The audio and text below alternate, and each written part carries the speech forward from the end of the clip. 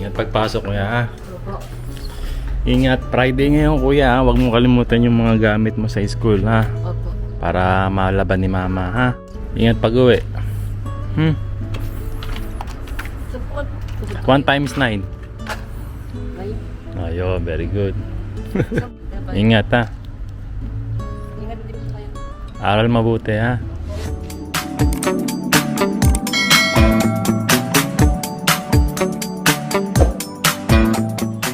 Good morning guys.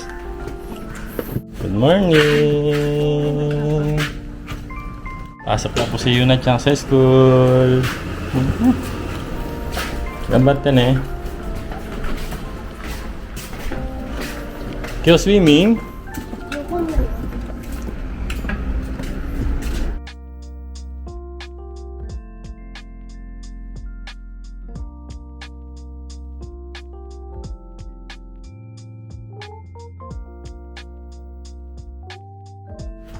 Ayan, magandang araw po sa inyo. And ngayon nga ay Friday at ang mga bata po ay pumasok na. Sila Kuya EG sa si Yuna Chang. Last day nila sa school ngayong week. And kami naman ni Mama Aya, may lalakarin kami ngayon. Pupunta po kami ngayon ng Utsunomiya para nga po doon sa aasikasuhin ko na permanent residency visa dito sa Japan. So mag-a-apply na nga po ako ng permanent residence visa.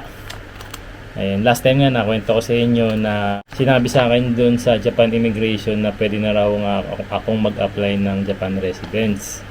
Alam nyo po ba na sobrang hirap mag-apply ng Japan permanent visa kasi nga maraming requirements na kailangan bago ka mag-apply nito, hindi siya basta-basta talaga. So, ito, hawak ko na naman yung mga requirements ko. Ready na naman ako. Marami naman po talaga kasing benefits ang pagiging permanent residence dito. Isa yun talaga sa kailangan ko ngayon dahil nga, ayan, last time na kwento ko na rin sa inyo na nagbabala kaming bumili ng sarili naming bahay po. Isa po kasi sa mga requirements is yung pagiging permanent resident para ka makapag-loan ng sariling bahay. So, yun po yung goal natin ngayon, yung makapag-apply muna tayo ng permanent at mabigyan tayo ng permanent residence visa.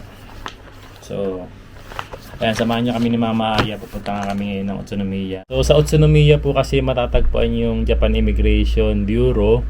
Kasi nga ang Utsunomiya po yung capital city ng Tochigi Prefecture. So sa Tochigi Prefecture po kasi kami nakatira kaya doon kami nagpupunta kaysa doon sa Tokyo na mas malayo po dito.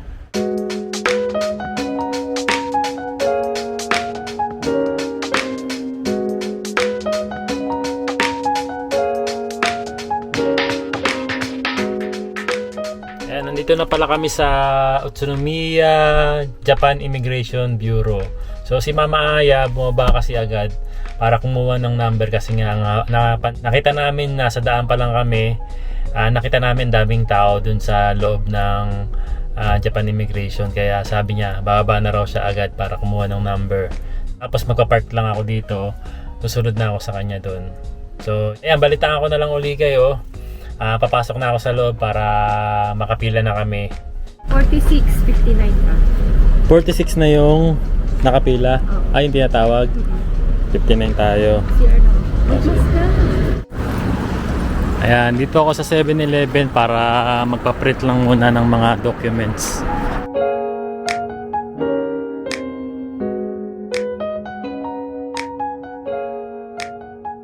So ayan, pagkatapos nga ng isang oras ay tapos na kami dito sa Japan Immigration.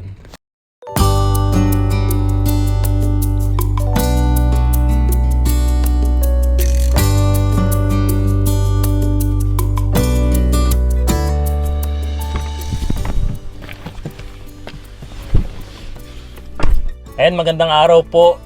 Today is Saturday, hindi na natin natuloy yung vlog natin kahapon kasi medyo sumama yung pakiramdam ko kaya tinapos ko lang yung application ko ng permanent residency dito sa Utsunomiya and umuwi din kami agad ni Aya. Tapos ngayon Saturday may pasok ako Ayan, update ko lang kayo sa trabaho ko po kasi ngayon. Paminsan-minsan po talaga may pasok ako ng Saturday. Hindi naman siya tuloy-tuloy na Saturday. Ang nangyayari kasi sa schedule namin dito sa trabaho, ngayong Saturday may pasok ka, next Saturday wala, sa susunod na Saturday may pasok uli. Ganon, alternate po kami. Kaya hindi rin talaga sobrang paguran yung trabaho dito. Ang nakakatuwa naman din kasi kapag may pasok ng Saturday, meron siyang, bukod doon sa sweldo mo for one day, may additional pa na plus 25% na sweldo. So talaga hindi ka tatama rin pumasok, di ba? Tapos kapag may pasok ka naman ng Sunday, wala naman dito sa trabaho ko ngayon. Pero sa dating trabaho ko, 3 years ago, minsan may pasok kami ng Sunday. Alam niyo po ba na plus 35% naman kapag sa Sunday? No? Pag Saturday, plus 25%. Pag Sunday, plus 35%. Kaya kahit na nakakapagod yung trabaho, worth it naman yung pagpasok mo ng weekends. Pero syempre, nakakapagod talaga yun kapag dire-diretsong ganun yung trabaho mo. Kaya nakakatawa dito sa bagong trabaho ko, hindi siya tuloy-tuloy na Saturday may pasok ka. Dinidivide nila sa dalawang group yung mga tauhan nila. Merong group A, merong group B. So ngayong Saturday, group A kasi ako, may pasok kaming lahat na group A. Tapos minsan kapag sobrang busy po dito sa public ang pinapasukan ko, yung mga group B, pwede nilang tanongin kung gusto nyo pumasok sa group A ngayong Sabado na to. Pwede rin naman silang umayaw, pwede rin po silang mag-okay dun sa Saturday na pasok na yun. Yun, syempre dahil meron nga tayong pamilya, hindi tayo pwedeng tamarin, no? Kailangan natin pumasok dahil kailangan natin kumita. So about naman po doon sa pag-apply ko po ng permanent residence, okay na po, wala naman daw po akong kulang na papel. And ang sabi naman, kung sakaling may gusto pa silang hingin na papel na kailangan kong ibigay, mag-mail naman daw po sila sa akin ng notification kung ano yung papel na kailangan nilang makuha sa akin. So yun. Kailan po malalaman yung resulta ng permanent residence? So yun, kapag permanent residence po yung ina-apply po dito sa Japan, umaabot po siya ng 6 months. Yun po yung usually na processing ng permanent residence. Sobrang haba po talaga. Sobrang pinag-aaralan po talaga kung karapat-dapat na po talagang bigyan ng permanent residence yung isang tao dito.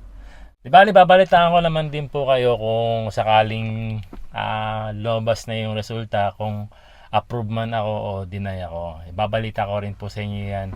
Siguro bandang November or December ngayong taon na to lalabas po yan. So yun. Dasal lang tayo na sana may karoon na para makakuha na kami ng sarili naming bahay talaga dito sa Japan. So yun yung next goal kasi namin ni Aya. Ayan, pasok na muna ako kasi amalay tayo sa trabaho natin. Ayan, sila Mama Aya naman po pala, nasa bahay sila ngayon, pero mamayang 9 AM meron po silang lakad. Dadalhin po niya si Kuya EG sa ospital para magpaturok ng vaccine. Itong vaccine na to may bayad. Usually kasi sa mga bata, libre lahat. Pero pagdating sa mga gantong klaseng vaccine, may bayad siya ng 5,700 yen daw. Yun, kailangan ng mga bata yan, kaya kailangan natin silang ipabaksin. Ayan, ang mga bata po kasi dito, meron silang record kung kailan sila dapat magpabaksin. So si Kuya AG ngayong magte-12 na siya, kailangan niya magpabaksin. Kaya pina-schedule siya ni Mama Aya ngayon sa ospital. Ayan, yun yung lakad nila mamaya. Tapos dediretso lang daw sila mamaya sa bahay nila Mama Mila sa Bienango. Doon sila mag-stay ngayong araw. Kasi nga wala naman ako sa bahay. Sa trabaho ako ngayon. And update ko na lang po kayo ulit mamaya. Trabaho muna tayo.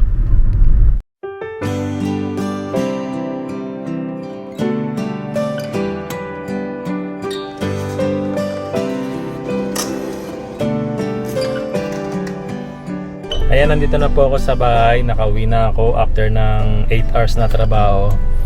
Ang gagawin ko, magbibihis lang muna ako, tapos dediretso akong pumunta doon sa bahay nila Mama Mila sa aking biyenan, kasi nandun sila Mama Aya sa Yuna. Tapos si Kuya EG nagpaiwan kasi kanina rito after nung vaccine niya. Susunduin ko na rin si Kuya EG para sabay na kami pumunta sa bahay nila Mama Mila kasi naghanda ata si Mama Mila ng konting hapunan doon.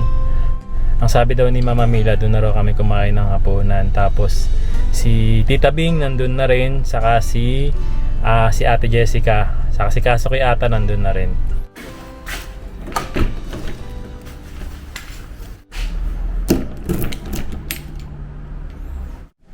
Ayan, wala pala sa bahay si Kuya EG. Wala yung kanyang bike dito. Siguro lumabas. Kaya pala katok ako ng katok kanina. Walang sumasagot. Hindi ko napansin na wala pala yung bike ni Kuya EG dito. Ayan. So ayun, kailangan ko talaga antayin si Kuya EG. And sa tingin ko naman, uuwi naman agad din yun. Dahil lang usapan namin. Pag lumalabas siya ng after class, nakikipagkita siya sa mga barkada niya. Kailangan niya kasing umuwi ng before 6. Huwag na huwag siya magpapaabot ng gabi or lalakpas ng alas 6. Yan ang usapan namin dalawa. Siyempre, bata pa. Medyo delikado sa labas. So, ayan, 10 minutes na lang naman. Antayin ko na si Kuya EG tapos sabay na kaming pumunta ron sa bahay nila Mama Mila. Yan, nandito na pala si Kuya EG. Hello po. Galing pala sa birthday party. Nakalimutan ko, pupunta ka nga pala ngayon ng birthday party. Sa classmate mo yun, di ba? Yung birthday party? Opo, sa English po, Polish, yung salita po nila yung... Polish yung salita niya. Opo. Ano bang nationality ng Polish? Peru? Opo. Pero, may lahi po siyang Peru, tapos half po siya na, half Peru, tapos half na Poland. Ah. Yung nanay po kasi niya, magaling po mag-English. Magaling sila mag-English? Hindi po, yung nanay lang po niya, kasi po teacher Ayan. po siya ng English eh. Yung nanay niya. Opo. Yung, Half Peru, half Poland. opo. Parang kakaiba yun, ano? Opo, yung po. Yung nanay po niya Poland, yung tatay po niya Peru. Peru. Opo. Pero nakakapagsalita na siya ngayon ng Japanese. Opo, mas magaling pa po sa akin. Mas magaling pa sa'yo. Opo. Grade 2 po. Simula grade 2 dito siya nag-aral. Opo, 12 years old na po siya. Anong handa nila kanina? Anong handa ng Po yung classmate mo? niluto po ng nanay niya, pizza, tapos, chicken, tapos, yung karne. Karne. Opo. Tapos po mga tomato, gulay, ganun po. Before 6, nakauwi na talaga si Kuya EG. Very good. Inano ko po binili ko na lang po sa kanya yung 1,000 ko, wala po sa Pang regalo. Opo. 1,000 na lang hindi regalo mo sa kanya. Opo. Hindi ka nakabiling regalo. 1,000 na lang po. Oh, masaya naman po siya. Po niya GK, automatic ko rin na yung parang, pero pwede ka matulog sa bahay ko, ginagano. Sabi niya. Opo, pati lahat po ng classmate ko. Lahat kayo pwede matulog daw doon. Opo, pwede, sabi naman daw po ng nanay, pero daw po magsabi muna kayo sa nanay magulang. Sa parents niyo. Opo. Oo, kung pwede kayong Opo. Oo, ganoon naman talaga dapat. Magsasabi muna sa parents bago kayo gumawa ng mga moves nyo. Di ba? Lalo na't bata pa kayo. Okay? Opo. Kaya dito na kami sa sakyan ni Kuya EG. Punta na kami sa bahay nila Mama Mila sa biyanan ko.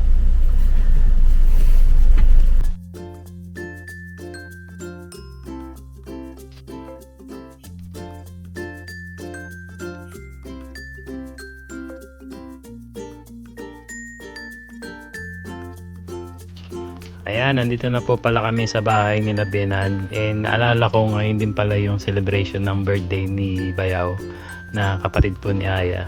Ayan, happy birthday!